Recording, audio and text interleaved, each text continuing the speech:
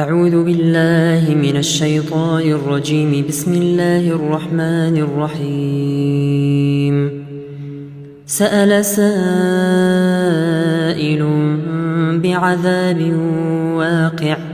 للكافرين ليس له دافع من الله ذي المعارج. تعرج الملائكة والروح إليه في يوم كان مقداره 50,000 سنة فاصبر صبرا جميلا إنهم يرونه بعيدا ونراه قريبا يوم تكون السماء كالمهل وتكون الجبال كالعهن ولا يسأل حميم حميما يبصرونهم يود المجرم لو يفتدي من عذاب يومئذ ببنيه وصاحبته وأخيه وفصيلته التي تؤويه ومن في الأرض جميعا ثم ينجيه كلا إنها لظى نزاعة للشوى تدعو من أدبر وتولى وجمع فأوعى إن الإنسان خلق هلوعا إذا مسه الشر جزوعا وإذا مسه الخير منوعا إلا المصلين الذين هم على صلاتهم دائمون والذين في أموالهم حق معلوم للسائل والمحروم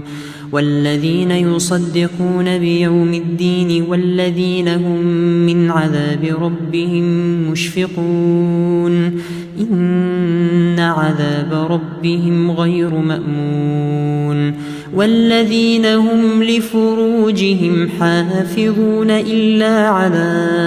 أزواجهم أو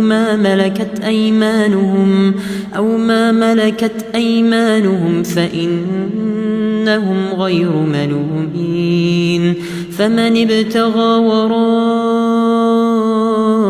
ذلك فأولئك هم العادون والذين هم لأماناتهم وعهدهم راعون والذين هم بشهاداتهم قائمون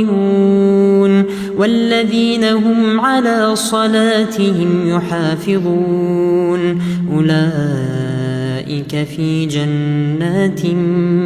مكرمون فما للذين كفروا قبلك مهطعين عن اليمين وعن الشمال عزين أيطمع كل امرئ منهم أن يدخل جنة نعيم كلا إنا خلقناهم مما يعلمون فلا أقسم برب المشارق والمغارب إنا لقادرون على أن نبدل خيرا منهم وما نحن بمسبوقين فذرهم يخوضوا